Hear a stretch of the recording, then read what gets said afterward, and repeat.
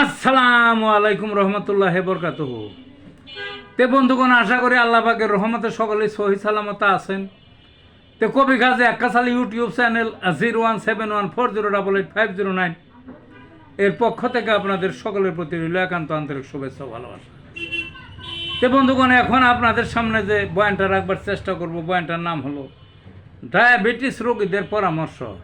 Diabetes মনে রাখেন, যার হয়েছে সে দুর্ভাগা, অবস্থা ভালো, প্রচুর খাদ্যখানা আছে বাড়িতে, প্রচুর পাক শাক হইতেছে, পিঠা বানাইতেছে, গুস্ত মাছের অভাব নাই, সবাই খাইতেছে, কিন্তু রোগীতে খাইতে পারবে না। এর চেয়ে দুঃখ আর কি। কয়েকখানায় জেলখানায় থাকলে তো তাও খাইবার দেয় না, খায় না।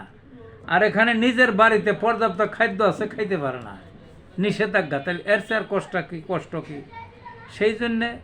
আর তাছাড়া তো তা না, তো শুধু একটু বেশি খাইবেন, ফাঁদে পড়ে যাবেন, আপনার অকালে চক্ষু হারাইবেন, শরীরে পচন ধরবে, ডায়াবেটিস অতিরিক্ত, দেখবেন যে প্রেশার বাইরে যাবে, হার্টের সমস্যা হবে, আপনার কিডনিতে ধরবে, ইত্যাদি নানান আরও জড়িয়ে পড়বেন এবং অকাল মৃত্যু ঘটবে। কাজেই ডায়াবেটিস রোগীদের পরামর্শ মানে আপনারা যাই করেন না করেন, একজন ডাক্তারের আন্ডারে থাকবেন। তিনি যেভাবে ওষুধ খাইতে কোন, আরেকটা হলো ঔষধ মাঝে মাঝে চেঞ্জ করতে হয়, নিজে তো করা যাবে না, ওই ডাক্তারের পরামর্শ অনুযায়ী করতে হবে। কারণ একটা ঔষধ বেশি দিন খাইলে, কতদিন খাইলে ওটা আর তেমন একটা কাজ করে না, তখন ওষুধ চেঞ্জ করে খাইতে হয়।